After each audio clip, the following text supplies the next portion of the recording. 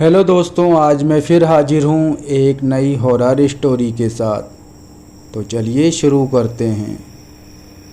आमतौर पर सच्ची घटनाएं बहुत दिलचस्प होती हैं और हम सच्ची घटनाओं को बहुत पसंद करते हैं, जैसे कि पौराणिक कथाएं। और इन कथाओं को सुनकर हमें इन्हें जानने की अभिलाषा होती है और हमें वह अच्छी भी तभी लगती थी जब हमारी नानी या दादी हमें सुनाया करती थी। ऐसी ही पौराणिक कथा मैं आपके लिए लेकर आया हूँ। यक्षिणी एक प्रेम कथा। बहुत समय पहले एक वीरान जंगल, अंधेरी वह काली रात, उस काली रात के ऊपर वह चमकते हुए सुंदर सुंदर सितारे, एक चित्र खूबसूरती सी वह चांद की चांदनी रात। उस खूबसूरती रात के समय लाइट की कोई व्यवस्था नहीं हुआ करती थी। पुराने लोगों के पास उस तरह की सुख सुविधाएं नहीं हुआ करती थी। सब बहुत प्यार और प्रेम से मिलजुल कर रहते थे। लोग रात को ही चांद की चांदनी में सफ़र किया करते थे। रात को मशाल लिए गांव के लोग हंसते गाते जा रहे थे कि अचानक से गांव के लोगों की नज़र एक सुंदर चमकती हुई चीज़ पर पड़ती है, जो कि इस तरह चमक रही थी कि गांव के लोग देखने लगते हैं। बहुत सारी पायलों की आवाज़ आ रही थी। गांव के लोग उस पायल की आवाज़ का पीछा करते हैं और उस चमकती हुई रोशनी का भी गांव के लोग पीछा करते हैं। और उस चमकती रोशनी में खूबसूरत सी कन्याएं खेल रही होती हैं खेतों में, और बीच में एक बड़ा सा गड्ढा खोदा हुआ है जो शायद पाताल का रास्ता था। वह यक्षिणी कन्या इतनी खूबसूरत दिख रही थी कि हर किसी के मन को मोह रही थी। लेकिन गांव के लोग समझ गए कि इतनी खूबसूरत अप्सराएं जैसे ये कोई यक्षिणी हैं। लोग वहाँ से जाने लगते हैं। लोग एक दूसरे से बात करते हैं और कहते हैं कि हमें इन्हें यहीं छोड़ देना चाहिए ताकि ये लोग यहाँ पर आराम से रह सकें। हमें इन्हें परेशान नहीं करना चाहिए, नहीं तो ये हमें नुकसान पहुँचा सकती हैं। एक यक्षिणी गाना गा रही थी और आपस में ज़ोर ज़ोर से हंसी जा रही थी। उनको लग रहा था जैसे हमें कोई देख नहीं रहा, लेकिन गांव के लोग पेड़ के पत्तों से उन्हें निहार रहे थे। थोड़ी देर बाद गांव के लोग कहते हैं हमें अब यहाँ से चले जाना चाहिए। गांव के लोग वहाँ से जाने लगते हैं, लेकिन एक आदमी जिसका नाम दीपक सिंह था, वह उस यक्षिणी को देखकर इतना मोहित हो गया कि उसके गांव वालों की उसे आवाज़ ही सुनाई नहीं दी। गांव वाले तो चले गए, लेकिन दीपक सिंह उन यक्षिणी के पीछे पीछे चल पड़ा। वह एक पेड़ के पत्तों के पीछे छिपकर उन्हें देखने लगा। धीरे धीरे वह आगे बढ़ता है और यक्षिणियों के झुंड में शामिल हो जाता है।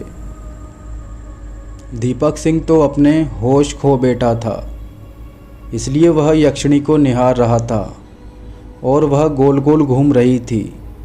और दीपक सिंह ने उनके हाथ पकड़ के वह भी उनके साथ घूमने लगा और उनके साथ नाचने लगा, खेलने लगा, हंसने लगा।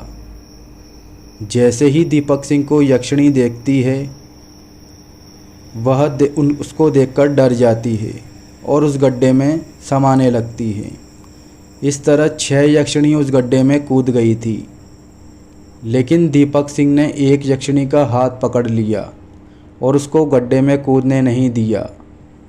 और इधर सुबह भी हो गई, इसलिए वह उस गड्ढे में कूद न सकी। वह दीपक सिंह को देखकर भ्रमित हो गई और वह उस यक्षिणी को अपने घर ले आता है। गांव के लोग उसे बहुत डांटते हैं कि तुम इसे घर क्यों लाए हो, क्या तुम पागल हो गए हो? इसको रात को वहीं छोड़कर आना, नहीं तो ये हमारे पूरे गांव को तबाह कर देगी। गांव वाले उसको बहुत समझाते हैं, लेकिन वह समझने को तैयार ही नहीं होता। यक्षिणी हमेशा घूंघट रखा करती थी वह सिर्फ अपना चेहरा दीपक सिंह को ही दिखाती थी। उसके हाथ इतने सुंदर थे कि लोग बस उसके हाथ पैर को ही निहार कर मंत्रमुग्ध हो जाते। लेकिन उन्हें पता था कि ये जितनी खूबसूरत है उतनी भयानक भी होगी। गांव के लोग उसे बहुत समझाते हैं, इसको वहीं छोड़कर आ जा, लेकिन दीपक सिंह उनकी सुनने को तैयार नहीं था। गांव के लोग उस यक्षिणी को भगाने के लिए कई प्रयत्न करते हैं, फिर अंत में हार मान जाते हैं। धीरे धीरे यक्षिणी और दीपक सिंह का प्रेम बढ़ने लगता है और वह भी दीपक सिंह को प्रेम करने लगती है। वह सिर्फ दीपक सिंह के घर पर ही रहा करती और उस यक्षिणी का नाम था रुक्मणी यक्षिणी। दीपक सिंह यक्षिणी को विवाह का प्रस्ताव रखता है, लेकिन यक्षिणी उसे विवाह करने से मना कर देती है। तो दीपक उसे बहुत मनाने की कोशिश करता है, फिर अंत में वह मान जाती है और कहती है, विवाह तो हम कर लेंगे, लेकिन मेरी एक शर्त है। विवाह के बाद झाड़ू को हाथ नहीं लगाऊंगी और मैं किसी को भी अपना चेहरा नहीं दिखाऊंगी और ना ही मैं कभी जंगल से लकड़ियां काटने जाऊंगी। और मैं ये सब क्यों नहीं करूंगी, इसका सवाल जवाब आप मुझसे कभी नहीं करोगे। नहीं तो इन सब सवाल जवाब का परिणाम अंत में तुम्हें भोगना पड़ेगा। दीपक सिंह उसे हाँ बोल देता है और उससे विवाह कर लेता है। वह एक दूसरे से विवाह करते हैं। विवाह के उपरांत यक्षिणी सारा काम किया करती थी और वह हमेशा दीपक सिंह के लिए अच्छा अच्छा भोजन पकाया करती थी। दीपक हमेशा जंगल से लकड़ियां तोड़कर लाता और घर में झाड़ू मारकर हमेशा अपने काम पर चला जाता।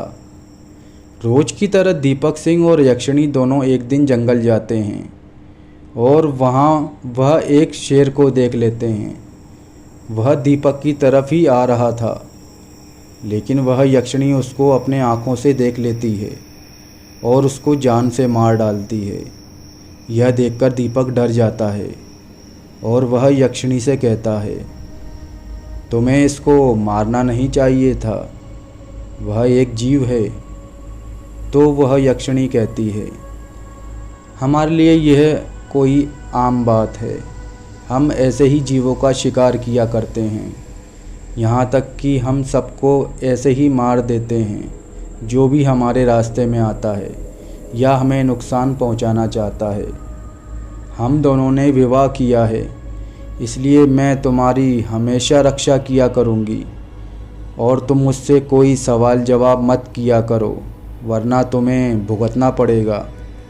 इसके लिए तैयार हो। दोनों घर आते हैं।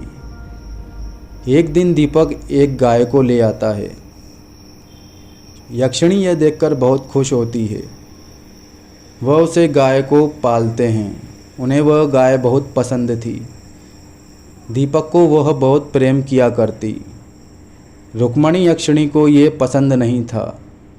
वह दीपक को किसी और के साथ जरा भी देख ले उसे बहुत गुस्सा आता था। उसकी आंखें लाल हो जाती, लेकिन वह दीपक को कुछ नहीं बताती।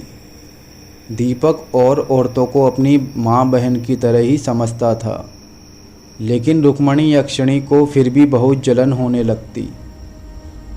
एक दिन दीपक की मनीषा नाम की दोस्त आई हुई थी। वह उससे थोड़ा सा बात करने लगती है और घर में उसके आ जाती है। वह उसको अपने भाई की तरह मानती थी और दीपक भी उसको अपनी बहन की तरह माना करता था। एक दिन रुक्मणी यक्षिणी देखती है वह दोनों बहुत बातें कर रहे थे। रुक्मणी को ये देखकर बहुत गुस्सा आता है। वह उससे बात तो नहीं कर पाती, लेकिन जैसे ही वह दीपक से बात करके बाहर आती है तो रुक्मणी यक्षिणी रात के समय उसको अपना भयानक चेहरा दिखाती है। उसका चेहरा इतना भयानक होता है कि ये देखकर दीपक की दोस्त डर जाती है और वह अपनी नज़रों से ही उसको जलाकर राख कर देती है। दीपक ने ये देख लिया था, लेकिन रुक्मणी यक्षिणी को नहीं पता चला कि दीपक उसको देख रहा है। यह देखकर तो दीपक बहुत डर जाता है और चुपचाप सो जाता है। सुबह होते ही दीपक जंगल में लकड़ियाँ काटने चला जाता है। वह अपनी पत्नी की बात किसी को बता भी नहीं पाता। वह बहुत दुखी होता है कि उसने यह क्या कर लिया। एक यक्षिणी से विवाह तो किया, लेकिन उसने अब खतरा मोल ले लिया है। दीपक बहुत चिंतित था। वह बहुत कुछ सोच रहा था। उसके दिमाग में ऐसे ऐसे ख्याल चल रहे थे कि वह बस उसने ये सब क्या किया। लेकिन वह उसको प्रेम भी बहुत करता था और वह यक्षिणी को खोना भी नहीं चाहता था। जैसे ही वह जंगल से लकड़ियां तोड़कर यक्षिणी के पास लाता है तो वह यक्षिणी बड़े गौर से देखती है। रुक्मणी यक्षिणी उसको देखती है और कहती है, आज आप ऐसे मुझे क्यों देख रहे हैं? क्या मुझसे कोई भूल हुई है? तभी वह यक्षिणी को कुछ नहीं कहता। वह उसको सिर्फ देखे जा रहा था और सोच रहा था, यक्षिणी इतनी भी बुरी नहीं, लेकिन यह मेरे गले का कांटा भी बन सकती है। अगर यह ऐसे ही अपना गुस्सा दिखाती रही तो ये गांव वालों को भी नुकसान पहुंचा सकती है। यक्षिणी उसके लिए खाना लाती है और कहती है, स्वामी इसको खा लीजिए, आपके लिए मैं बेहद अच्छा भोजन बनाया है। बताइए आज का भोजन कैसा बना? मैंने भोजन आपकी इच्छा अनुसार ही बनाया है। तो दीपक उससे कहता है, आइए आप भी खा लीजिए। और दीपक उससे पूछता है कि गांव से कोई घर में तो नहीं आया? जब तक मैं यहाँ हूँ हमारे घर में कौन आ सकता है? और अगर आ भी गया तो वह बचकर नहीं जाएगा। दीपक बहुत हैरानी से उसको देखता है। यक्षिणी हल्की सी मुस्कान देती है और अंदर चली जाती है। वहीं गांव वालों को लग रहा था कि यह यक्षिणी गांव के लिए ठीक नहीं, इसको किसी भी तरह से यहाँ से निकाल देना चाहिए। गांव वाले नई नई तरकीब निकालते हैं, लेकिन यक्षिणी भी कुछ कम नहीं थी। वह बहुत खतरनाक थी। गांव वालों को ये पता नहीं था। एक दिन गांव के सभी सदस्य दीपक के घर पर पहुंच जाते हैं। दीपक ने उनको समझाया था कि मेरे घर मत आना जब तक कि मैं ना कहूं, लेकिन गांव वाले फिर भी चले जाते हैं। दीपक और यक्षिणी बातें ही कर रहे थे कि गांव वाले कहते हैं, यक्षिणी तुम यहाँ क्या कर रही हो? यहाँ से चली जाओ। यक्षिणी तो अंदर कमरे में भाग जाती है और दरवाज़ा बंद कर लेती है। वह सब दीपक से बातें कर ही रहे थे कि वह उसकी दोस्त मनीषा के बारे में पूछने लगते हैं कि मनीषा कहाँ है। तो दीपक कहता है, मनीषा को मैंने कल से नहीं देखा, वह पता नहीं कहाँ चली गई। गांव वाले समझ जाते हैं और वह उसको खरी खोटी सुनाने लगते हैं। तुम यहाँ से चले जाओ, गांव से बाहर, क्योंकि मनीषा तुम्हारे साथ ही थी। ज़रूर इस यक्षिणी ने कुछ किया है। यक्षिणी तो उनसे बात ही नहीं करती, लेकिन दीपक उनको समझाता है, मनीषा यहाँ नहीं और ना ही हम यह गांव छोड़कर जाने वाले हैं। हमारे दादाओं की ज़मीन है यहाँ, यह सब छोड़कर हम कहाँ जाएंगे। तो गांव वाले कहते हैं, तुम यहाँ से चले जाओ, यह यक्षिणी यहाँ हम सबको परेशान करने आई है। तुम इस यक्षिणी को लेकर कहीं दूर चले जाओ, यह गांव के लिए ठीक नहीं। हमारी सारी ज़मीन बंजर हो चुकी है। इस यक्षिणी को लेकर यहाँ से चले जाओ। तुम्हारा इस गांव से जाना ही बेहतर होगा। यहाँ से चले जाओ, नहीं तो हम सब तुम्हें धक्के मारकर निकाल देंगे। तुम यहाँ हमारे गांव के लिए ठीक नहीं हो। तुम्हारा रहना यहाँ हमारे लिए ख़तरनाक है। गांव के सभी लोग मारे जाएंगे, हमारा गांव नष्ट हो जाएगा। तुम यहाँ से चले जाओ, नहीं तो हम तुम्हें ज़बरदस्ती निकालना पड़ेगा। दीपक उनको बहुत समझाता है, लेकिन गांव वाले नहीं समझते। दीपक बहुत रो रहा था। यक्षिणी अंदर से यह सब सुन रही थी और देख भी रही थी। उसे बहुत गुस्सा आ रहा था। उसकी आंखें लाल हो चुकी थी। यक्षिणी का शरीर बिल्कुल काला पड़ गया था और उसकी वह लाल लाल आंखें उन सबको देख रही थी। दीपक उनको कहता है कि कल हम यहाँ से चले जाएंगे, यह गांव छोड़कर। मैं अपनी पत्नी को लेकर यहाँ से चला जाऊँगा। यह सुनकर यक्षिणी और गुस्से में आने लगती है। गांव वाले चले जाते हैं। यक्षिणी फिर अपना पहला वाला रूप बना लेती है और कहती है, स्वामी आप उनके मुंह क्यों लगते हो? यह मुंह लगने के काबिल नहीं हैं। हम कल ही यहाँ से चले जाते हैं किसी दूसरे गांव में, जहाँ पर हमें बोलने वाला कोई नहीं होगा और ना ही हमें निकालने वाला। दीपक को बहुत दर्द हो रहा था। उसे अजीब सी घबराहट होती है। घर से जाने का गम उसको सता रहा था। ऊपर से वह यक्षिणी उसके लिए मुश्किलें खड़ी कर रही थी, लेकिन वह यक्षिणी से कुछ नहीं कहता। दीपक यक्षिणी की गलतियों को नज़रअंदाज करता हुआ और खुशी खुशी घर से जाने का फैसला लेता है। जैसे ही सुबह होती है, दीपक की आंखों से आंसू बहने लगते हैं और वह अपने घर को देख रहा होता है। यक्षिणी उसको मुस्कुराकर कहती है, आप चिंतित मत होइए, सब ठीक हो जाएगा। मैं आपके साथ ही हूँ और जब तक मैं आपके साथ हूँ तब तक कोई भी आपका कुछ नहीं कर सकता। गांव वाले भी आ जाते हैं। यक्षिणी घूंघट कर लेती है और सबसे अपना चेहरा छुपाने लगती है। यक्षिणी को गांव वालों से पहले ही क्रोधित हो रखी थी, जिससे उसके गांव वाले से उसका मन में बहुत बड़ा खुमार रहता है। गांव वाले दीपक को देखते हैं और कहते हैं, हमें तुम्हें यहाँ से निकालने की कोई ज़रूरत नहीं थी, लेकिन हम भी मजबूर हैं। दीपक इस पर उनका कोई जवाब नहीं देता और वहाँ से जाने लगता है। दीपक और यक्षिणी दूसरे गांव में चले जाते हैं, जहाँ उनको एक औरत आसरा देती है। उसका एक छोटा सा बच्चा भी था जो बहुत रो रहा था। रुक्मणी यक्षिणी उस बच्चे को देखकर बहुत खुश होती है और उसको देखते ही रहती है। एक बार को वह बच्चा रोने लगता है और जैसे ही यक्षिणी उसको स्पर्श करती है, वैसे ही वह बच्चा चुप हो जाता है। यह देखकर वह औरत उनसे कहती है, इसको पता नहीं क्या हो गया है, रोए ही जा रहा था और आपके आने से यह ठीक हो गया। यक्षिणी मुस्कुराती है और बच्चे को देखकर उसके मन में भी बहुत अच्छा ख्याल आता है और वह सोचती है, काश ऐसा बच्चा हमारा भी होता। लेकिन यक्षिणी बच्चा नहीं कर सकती थी, इसलिए वह उस बच्चे को अपना ही बच्चा समझने लगती है। वह उसको खाना खिलाती है और रोज़ अपना दूध पिलाती है। उस औरत को इस बात से कोई भी समस्या नहीं थी। उसे लगता था कि यह मेरा बच्चा संभाल लेगी और मैं घर का और सब काम कर लूँगी। धीरे धीरे उस औरत से वह बच्चा दूर होने लगता है। वह अपनी माँ से ज़्यादा यक्षिणी को प्यार करने लगता है और उसी के साथ रहता था, उसी के साथ खेलता और उसी के साथ सोता।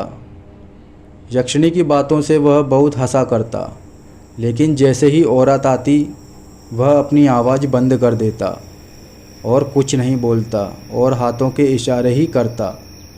वह बच्चा अपनी माँ की गोद में जाकर रोने लगता। यह देखकर उस औरत को अजीब लगता है। औरत को उस पर संदेह भी होता है कि यह औरत घूंघट में ही रहती है और ना कभी बात करती है और ना अपना घूंघट खोलती है। लेकिन यक्षिणी सिर्फ सर हाँ में हिला के मना करती है।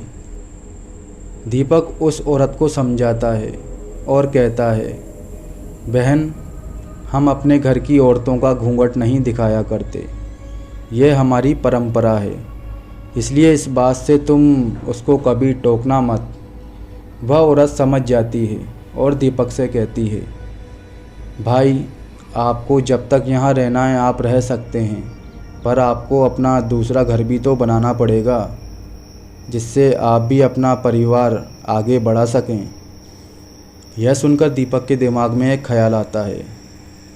वह यक्षिणी से कहता है, क्यों ना हमें भी एक झोंपड़ी बना लेनी चाहिए। यक्षिणी कहती है, हाँ स्वामी, जैसा आप कहें। दीपक जंगल से घास और लकड़ियाँ ले आता है और कहता है, हम दोनों मिलकर एक झोंपड़ी बनाते हैं। तो यक्षिणी उसकी झोंपड़ी बनाने में मदद करने लगती है। मदद के बाद एक सुंदर सी झोंपड़ी बनकर तैयार हो जाती है। वहीं दीपक सारा राशन ले आता है और यक्षिणी के लिए कुछ कपड़े भी लाता है। रुक्मणी को यह सब बहुत अच्छा लगता है और वह बहुत खुश होती है। यह देखकर दीपक भी मुस्कुराने लगता है। लेकिन यक्षिणी के दिमाग में गांव वालों की बातें चल रही थी। जैसे ही रात होती है, यक्षिणी गांव पहुंच जाती है और एक एक करके उन सबको मारने लगती है जिन्होंने उनको उस घर से निकाला था। गांव वाले बहुत डर जाते हैं। पूरे गांव में एकदम शोक सा छा जाता है। जैसे ही सुबह होती है, पूरा गांव में हाहाकार मच जाता है। यक्षिणी सुबह होते ही अपनी कुटिया में आ गई थी। दीपक बहुत खुश था। वह सुबह खाना बनाती है और दीपक को बड़े प्यार से अपने हाथ से खाना खिलाती है कि तभी अचानक कुछ गांव के वाले वहां आ जाते हैं और दीपक को बाहर बुलाते हैं। इस यक्षिणी ने हम गांव वालों को मार डाला है, अब तुम ही इस यक्षिणी का कुछ करो। लेकिन दीपक उनकी बातों पर भरोसा नहीं करता और कहता है, यह कल रात से ही मेरे साथ थी। गांव वालों के साथ बहुत बुरा हुआ, इसके लिए मुझे बहुत खेद है। मैं अपनी पत्नी यक्षिणी का ही साथ दूंगा क्योंकि यह कल रात से ही मेरे साथ थी और ये कहीं नहीं गई। यह बात वह औरत भी सुन रही होती है कि तभी गांव वाला उसे औरत को देखता है और कहता है, इसको अपने घर से निकाल दो वरना तुम्हारा घर बर्बाद हो जाएगा। उस औरत के दिमाग में यह बात बैठ जाती है और वह सोचने लगती है कि कहीं सच में ये यक्षिणी तो नहीं, कहीं ये मेरे बच्चे को नुकसान तो नहीं पहुंचा देगी। लेकिन फिर सोचती है, इसको यहाँ काफ़ी दिन हो चुके हैं, अभी तक तो कुछ नहीं हुआ। शायद मैं ज़्यादा ही सोच रही हूँ, मुझे इतना सोचना नहीं चाहिए। वह तो कुछ बोल भी नहीं सकती, हमेशा घूंघट में ही रहती है। यह क्या किसी को मारेगी? ज़रूर गांव में किसी ने यह अफवाह फैलाई है। धीरे धीरे दिन बीतते हैं। एक दिन उस औरत का बच्चा बहुत रोने लगता है और यक्षिणी के पास जाने की जिद करता है। गुस्से में आकर वह औरत अपने बच्चे को एक चांटा लगा देती है और कहती है, वह यक्षिणी तेरी माँ नहीं, तेरी माँ मैं हूँ। और बच्चा ज़ोर ज़ोर से रोने लगता है और बार बार यक्षिणी के पास जाने की जिद करता है। इससे परेशान होकर वह अपने बच्चे को यक्षिणी के पास छोड़ आती है और कहती है, ये तो रो ही रो रहा है, तुम ही इसको संभालो। वह यक्षिणी बच्चे को चुप करती है और अपने साथ ही सुला लेती है। धीरे धीरे वह बच्चा यक्षिणी से लगाव करने लगता है और यक्षिणी भी उसे बच्चे को देखकर बहुत मुस्कुराती है और हंसती है और उस बच्चे से बहुत प्यार भी करती थी। यक्षिणी उस बच्चे को अपने साथ रखना चाहती थी, इसलिए वह उस औरत को अब उसके बच्चे से दूर करने की कोशिश करती है। बच्चा उस औरत के पास हमेशा रोने लगता था, एक पल भी उसके पास नहीं जाया करता था। यह सोचकर वह औरत तंग आ जाती है। एक दिन वह यक्षिणी को कहती है कि मेरे बच्चे से दूर रहा करो। यक्षिणी मंद मंद मुस्कुराती है। जैसे ही रात हो जाती है, वह उस औरत को अपना चेहरा दिखाती है और उसको डराती है कि यह बच्चा मेरा है और इसको तुम मुझसे छीन नहीं सकती। यहाँ से चली जाओ वरना मैं तुम्हें नहीं छोड़ूंगी। वह औरत उसको देखकर बहुत डर जाती है और रोने लगती है। उस औरत का पति रात को घर आता है। वह अपने पति को सारी बात बता देती है। वह चुपके से दीपक के पास जाता है और उसको यहाँ से जाने के लिए कहता है। दीपक समझ गया था कि ज़रूर यक्षिणी ने उनके साथ कुछ बुरा किया है। लेकिन दीपक उनकी बातों को नज़रअंदाज करता है और यक्षिणी रात को जब घर आती है तो वह यक्षिणी को समझाता है कि उसके बच्चे के पास मत जाया करो, वह उनका बच्चा है। एक बच्चे को उसकी माँ से कभी दूर नहीं करना चाहिए, यह बात तुम समझ जाओ। यक्षिणी को यह सुनकर बहुत दुख होता है, लेकिन वह दीपक की हर बात माना करती थी। सुबह होते ही वह दोनों वहाँ से चले जाते हैं और जंगल में जाकर रहने लगते हैं। दोनों अपने लिए फिर से एक कुटिया बनाते हैं। पास में एक झरना था, दोनों वहाँ पर खुशी खुशी रहने लगते हैं। पशु पक्षी यक्षिणी को बहुत पसंद आते थे, वह उन्हें बहुत प्यार किया करती थी और पशु पक्षियों से बातें भी किया करती। रात के समय वह यक्षिणी साधना भी करती थी, लेकिन दीपक को यह बात पता थी कि वह रात को साधना करती है, लेकिन वह उससे कभी भी सवाल जवाब नहीं करता था, क्योंकि उसने यक्षिणी को वचन दिया था कि वह उससे कभी भी कोई भी सवाल जवाब नहीं करेगा। यक्षिणी भी यह देखकर खुश थी कि दीपक उसकी कितनी इज्जत करता है और उसको कितना प्यार करता है। वह हमेशा झरने से पानी लाया करती और घर की साफ सफाई का काम दीपक किया करता। वह हमेशा जंगल से लकड़ियाँ लाता। एक दिन उसे जंगल में एक शैतान मिलता है। शैतान दीपक को भड़काने की कोशिश करता है। शैतान दीपक को कहता है कि तुम्हारी जो पत्नी है उसका चरित्र खराब है, वह पहले भी किसी एक के साथ रहती थी, वह ऐसे ही आदमियों को फंसाया करती है और विवाह के बाद उन्हें मार देती है। क्या तुम चाहते हो कि तुम भी गांव वालों की तरह मर जाओ? दीपक उस शैतान को देखकर बहुत गुस्सा करता है और घर आता है। वह यक्षिणी से कोई सवाल जवाब कर भी नहीं पाता। वह इन चीज़ों से बहुत परेशान हो चुका था। वह सारी बात यक्षिणी को बता देता है कि कैसे जंगल में उसे आज एक शैतान मिला। यक्षिणी को यह सुनकर बहुत गुस्सा आता है।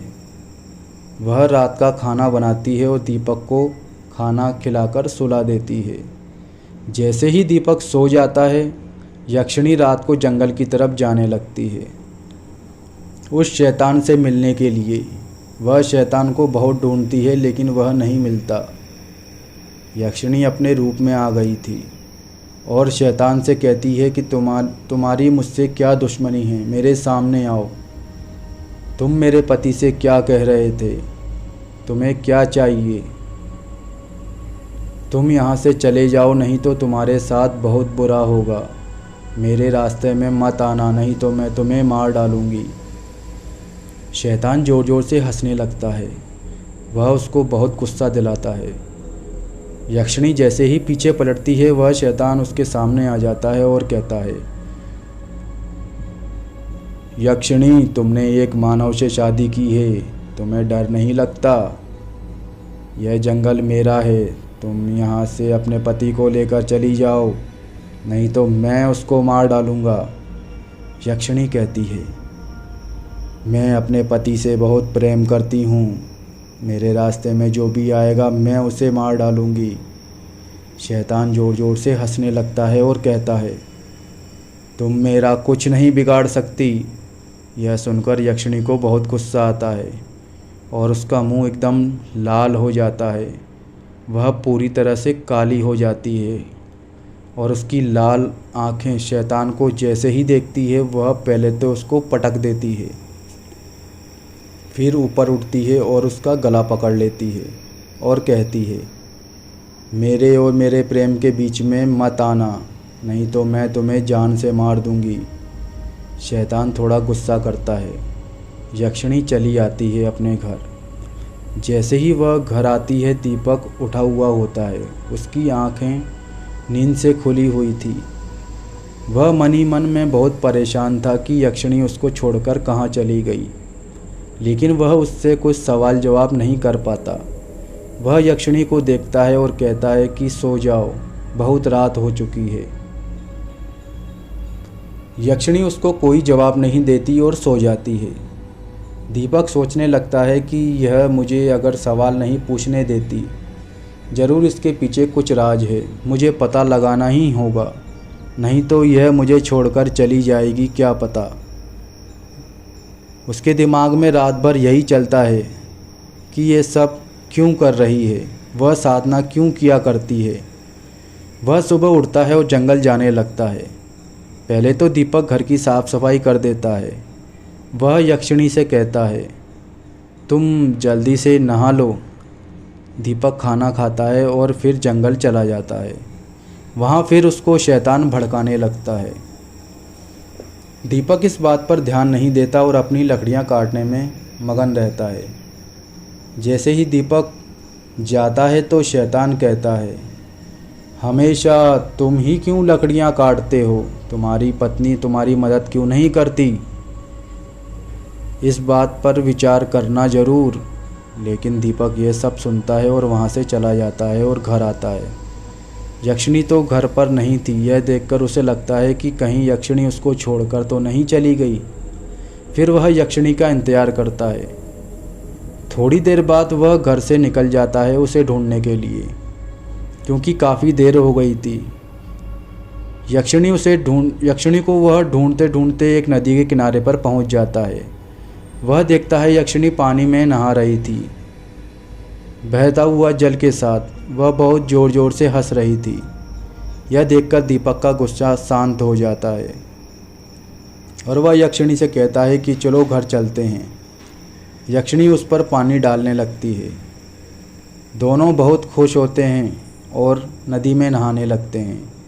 अचानक से नदी का जो जल था वह सूखने लगता है, लेकिन यक्षिणी उस जल को साफ करती है और अपनी शक्तियों से बाद में यक्षिणी और दीपक अपने घर आ जाते हैं। यक्षिणी दीपक से कहती है, स्वामी आप मेरे प्रिया हो और मैं आपके लिए कुछ भी कर सकती हूँ। आपके साथ मेरा विवाह हुआ है, चाहे दुनिया कुछ भी कर ले, पर आप मुझ पर हमेशा भरोसा करना।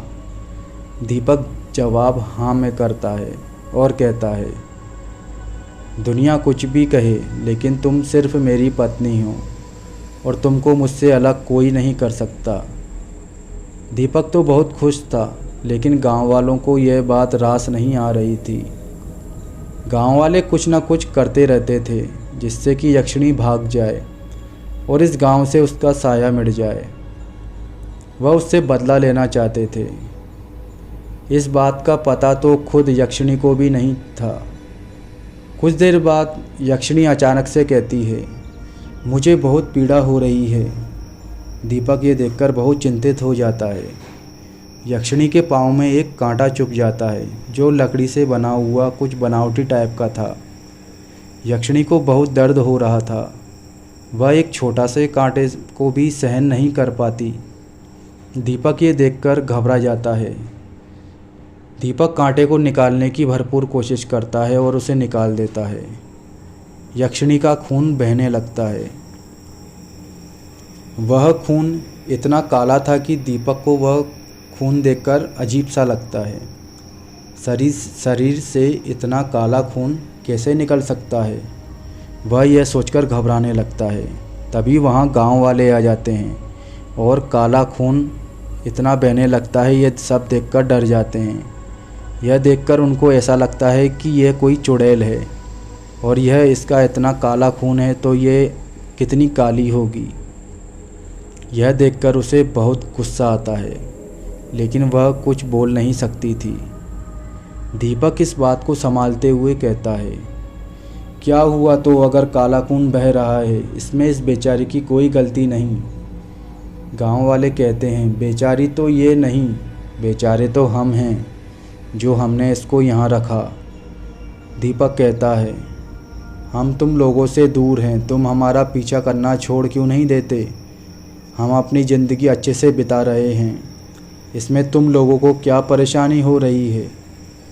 गांव का मुखिया कहता है, हमें कोई परेशानी नहीं, लेकिन इस यक्षिणी का हमारे आसपास रहना हमारे लिए खतरा है। दीपक यक्षिणी को कहता है, तुम अंदर चली जाओ। तो वह अंदर चली जाती है। फिर गांव वालों को वह हाथ जोड़कर कहता है, कृपया करके यहाँ से चले जाएं और हमें अपना जीवन बिताने दें। यक्षिणी ने मुझे कोई नुकसान नहीं पहुंचाया है, तो तुम लोगों को क्या नुकसान पहुंचाएगी। गांव वाले ये सुनकर चले जाते हैं और योजना बनाते हैं उस यक्षिणी को यहाँ से कैसे निकाला जाए। गांव के मुखिया विचार करने लगते हैं, अब इसको यहाँ से कैसे भगाया जाए, नहीं तो ये गांव वालों के लिए ख़तरनाक हो सकती है। गांव वाले कुछ पूजा करवाते हैं, लेकिन पूजा का असर उस पर नहीं होता। यक्षिणी गांव वालों को डरावनी आवाज़ में कहती है, तुम गांव वालों को मैं नहीं छोड़ूंगी। अगर तुम मुझे ऐसे ही परेशान करते रहे, हमें छोड़ दो, वरना मैं तुम्हें नहीं छोड़ूंगी। इतना कहकर यक्षिणी चली जाती है। गांव वाले फिर भी नहीं मानते, वह रोज़ नई नई योजनाएं बनाने लगते हैं। गांव वालों को लगता था कि यह यक्षिणी कहीं दीपक को ही ना मार डाले, क्योंकि वह सीधा साधा था और बहुत अच्छा भी था। यक्षिणी और वो दीपक दोनों बहुत खुश थे। एक दिन दीपक यक्षिणी के बाल संवारने लगता है। जैसे ही वह अपने बालों को खोलती है, उसके बाल बहुत घने लंबे होते हैं।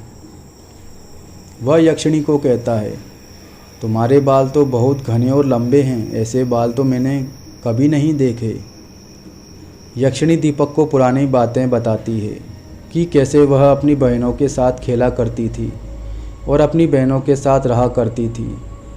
वह उस रात की बात बताती है जिस दिन वह पहली बार मिले थे। वह कहती है कि जब चाँद की रोशनी पड़ती है तो हम सारी बहनें चाँद को देखने आ जाती थी। हमें चाँद बहुत पसंद होता था और चाँद हमारे लिए बहुत अच्छा है। उसकी चमक हमारी खूबसूरती को और बढ़ा देती है। हम 7 बहनें हैं। हम हमेशा खेला करती थी चाँद की रोशनी में। एक दूसरे का हाथ पकड़ के हम गोल गोल घूमा करते थे। हमारे कुछ नियम थे। हमें अगर कोई देख लेता तो हमें धरती में समाना पड़ता, लेकिन उस दिन तुमने मेरा हाथ पकड़ लिया और मैं धरती में समा नहीं पाई। मुझे अपनी बहनों की भी बहुत याद आ रही है। तो दीपक कहता है, मैं तुम्हें जाने नहीं दे सकता, क्योंकि मैं तुम्हारे बिना नहीं रह सकता और मेरा इस दुनिया में कोई भी नहीं तुम्हारे सिवा। अगर तुम चली गई तो गांव वाले मुझे भी बहुत कुछ बोलेंगे और मैं उनसे लड़ भी नहीं पाऊँगा। मुझे छोड़कर कभी भी मत जाना। यक्षिणी कहती है, तुम्हें अपना दिया हुआ वचन तो याद है ना, कि तुम मुझसे कोई भी सवाल जवाब नहीं करोगे। मैं कभी झाड़ू को हाथ नहीं लगाऊंगी और ना ही जंगल से लकड़ियां काटने जाऊंगी। और मैं ये सब क्यों नहीं करूंगी, इस बात को तुम कभी भी किसी को नहीं कहोगे और ना ही इस बारे में मुझसे कोई सवाल जवाब करोगे, क्योंकि हमारा नियम है, हम ये सब किसी को नहीं बताते। दीपक जवाब में हाँ कहता है। मैं तुमसे इस बारे में कभी भी सवाल नहीं करूँगा, बस तुम मेरे पास रहना। यह बात गांव का एक आदमी सुन लेता है और वह जल्दी से गांव की तरफ भागने लगता है और गांव वालों को ये पूरी बात बता देता है। यक्षिणी को हमें किसी भी तरह झाड़ू के लिए या फिर लकड़ियां काटने के लिए मजबूर करना होगा। अगर वह ऐसा करेगी तो शायद वह यहाँ से चली जाए। साथ ही दीपक जब भी जंगल जाया करता है, उसको शैतान रोज़ मिलता और रोज़ उसको भड़काता। एक दिन गुस्से में आकर दीपक ने उसके ऊपर कुल्हाड़ी फेंक कर मारी। शैतान को ये देखकर बहुत गुस्सा आता है, लेकिन वह दीपक को कुछ नहीं करता। थोड़ी देर बाद गांव वाले भी दीपक के घर आकर यक्षिणी को परेशान करने लगते हैं। सारे लोग झाड़ू लेकर चलते हैं। यक्षिणी अंदर छुप जाती है। गांव वाले यक्षिणी को कहते हैं, बाहर आ जाओ, नहीं तो हम तुम्हें नहीं छोड़ेंगे और इसी झोंपड़ी के साथ तुमको जिंदा जला देंगे, या तो तुम खुद यहाँ से चली जाओ। लेकिन यक्षिणी उनको जवाब नहीं देती, क्योंकि वह बाहर के लोगों से बात नहीं किया करती थी। दीपक घर आता है और देखता है गांव वाले यक्षिणी को डरा धमका रहे हैं। यक्षिणी का शरीर तो पूरा काला पड़ चुका था और आंखें लाल होने लगी थी, लेकिन जैसे ही दीपक आता है वह अपने रूप में आ जाती है। दीपक कहता है, तुम लोग यहाँ पर क्या कर रहे हो? क्या हम दोनों को अलग करना चाहते हो? हमें अकेला छोड़ दो। यक्षिणी को बहुत गुस्सा आता है। गांव वाले घर को लौट जाते हैं और योजना बनाते हैं कि यक्षिणी को कैसे डराया जाए। और गांव वाले जंगल वाले शैतान के पास जाते हैं और कहते हैं, अगर तुम इस यक्षिणी को भगा दोगे तो इसके बदले तुम जो मांगोगे हम तुम्हें देंगे। शैतान हाँ करता है। दूसरे दिन दीपक जंगल की ओर जाने लगता है। शैतान दीपक को इस बार बहुत भड़काता है। शैतान इसको इस प्रकार भड़काता है कि तुम्हारी जो पत्नी है वह एक दिन सबको मार देगी और वह तुम्हारे साथ इसलिए है ताकि वह तुम्हें मार सके। वह तुम्हें कोई प्रेम नहीं करती और वह तुम्हें एक दिन मार डालेगी। जिस दिन तुम मर जाओगे उस दिन मेरी यह बात याद रखना। गांव वाले तुम्हारा भला ही सोचते हैं, इसलिए वह यक्षिणी को भगाना चाहते हैं। अब तुम ही बताओ, क्या तुम व्यक्ति नीचे कभी कोई सवाल करते हो और तुम हमेशा चुप रहते हो? तुम बहुत भोले वाले हो। इसका फ़ायदा वह यक्षिणी उठा रही है। गुस्से में वह शैतान को कहता है कि आज मैं उसको इसका जवाब पूछूंगा और फिर तुमको बताऊंगा। इन सारे जवाब को फिर तुम्हारा मुंह बंद हो जाएगा।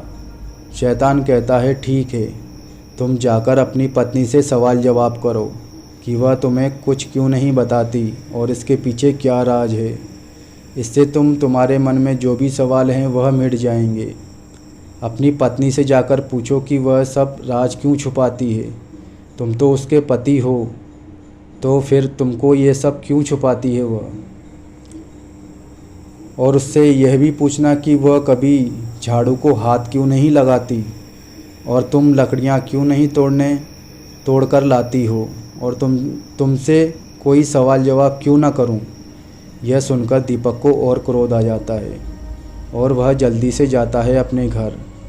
यह देखकर शैतान तो बहुत खुश होता है कि अब तो यक्षिणी बच नहीं सकती थी। अब तो यक्षिणी का अंत नज़दीक है और वह बहुत खुश होता है। यह बात जाकर वह गांव वालों को बताता है। गांव वाले भी दीपक को रास्ते में मिलते हैं। गांव वाले भी उसको बहुत भड़काते हैं। गांव वाले भी कहते हैं, जाओ अपनी पत्नी से सवाल पूछो और ये लो झाड़ू। अपनी पत्नी को कहना इस पर हाथ लगाए, इससे उसका असली रूप तुम्हारे सामने आ जाएगा। दीपक बहुत गुस्से में अपने घर जाता है और यक्षिणी को बाहर बुलाता है। वह कहती है, आ गए आप? आज बहुत गुस्से में लग रहे हैं, क्या बात हो गई? पहले मेरे सवालों का जवाब दो। तुम मुझसे क्या छुपा रही हो और तुम मुझे कुछ सवाल पूछने क्यों नहीं देती? क्या उस शैतान की बात सच है?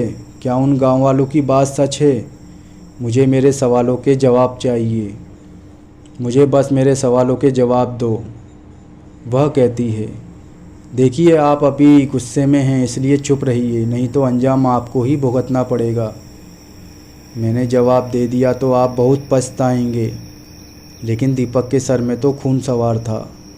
वह उसको पूछता है और पूछे ही जा रहा था, तुम क्या चाहती हो? तुमने मुझे अपने गांव वालों से भी दूर कर दिया। क्या वह सब सच कह रहे हैं? अगर वह सब झूठ कह रहे हैं तो तुम इस झाड़ू पर हाथ लगाओ। तुम मुझसे क्या छिपा रही हो? बाद में यक्षिणी को बहुत बुरा लगता है। वह कहती है, ठीक है, जैसे तुम्हारी मर्जी, लेकिन इसके पीछे जो भी होगा इसके लिए मैं तुम्हें कभी माफ़ नहीं करूँगी। इसके जिम्मेदार सिर्फ तुम हो। यक्षिणी अपने झोंपड़ी के बगल में जाती है, उसे झाड़ू को हाथ लगाती है। और मैं तुमसे सच्चा प्यार करती थी, लेकिन तुमने बाहर वालों की वजह से, इन गांव वालों की वजह से और उस शैतान की वजह से मुझसे सवाल जवाब किए। मैं तुम्हारे लिए अपना सब कुछ छोड़कर आई और तुमने मुझ पर शक किया, जबकि मैं तुमसे बहुत प्रेम करती थी। लेकिन अब मैं इस झाड़ू को हाथ लगा लिया है। तुम्हें जवाब चाहिए तो सुनो। यह सब इसलिए करती थी क्योंकि अगर मैं ये सब करती तो मैं मर जाती। यह हमारा नियम होता था। अगर हम इन सब चीज़ों को हाथ लगाते हैं तो हम मर जाते हैं। और सवाल जवाब, इससे कोई भारी इंसान सवाल जवाब नहीं कर सकता। अगर वह ऐसा करता है तो हम वापस अपने लोग चले जाते हैं। यह सुनकर दीपक के पैरों से ज़मीन खिसक जाती है। उसको बहुत पछतावा भी होता है। यक्षिणी अपने असली रूप में आ जाती है और कहती है, अब मैं इस ज़मीन में समाने जा रही हूँ और कभी वापस लौटकर नहीं आऊँगी। यक्षिणी इतना कहकर ज़मीन में समाने लगती है और गांव वालों को श्राप देती है कि तुम्हारी वजह से मेरा सब कुछ उजड़ गया। तुम गांव वाले सारे के सारे मर जाओगे और शैतान, तुम एक दिन यहाँ से गायब हो जाओगे।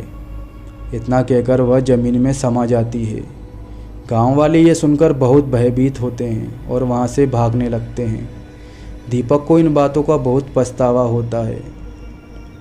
दीपक पागल सा हो चुका था। यक्षिणी के प्यार में दीपक को उसकी बहुत याद आती है, लेकिन वह कभी भी लौटकर नहीं आती। गांव वाले और शैतान का तो कुछ पता भी नहीं चलता कि वह कहाँ चले गए और दीपक अकेले पागल बना फिरता था। दीपक को इतनी चोट पहुंचती है कि उसे अपनी गलती का एहसास होता है। वह अपने बिताए हुए पलों को याद करता है। वह चांदनी रात में उस यक्षिणी को ढूंढने भी जाता है, लेकिन वहाँ उसको अब कोई भी यक्षिणी दिखाई नहीं पड़ती। यह सोच सोचकर वह पागल हो जाता है और एक दिन उसकी मौत हो जाती है। वही यक्षिणी के श्राप के कारण उसके बाद उस गांव का भी पता नहीं चल पाता कि वह गांव कहाँ चला गया। वह गांव एक जंगल में परिवर्तित हो जाता है। तो दोस्तों, आपको ये कहानी कैसी लगी अपने कमेंट्स करके ज़रूर बताइएगा।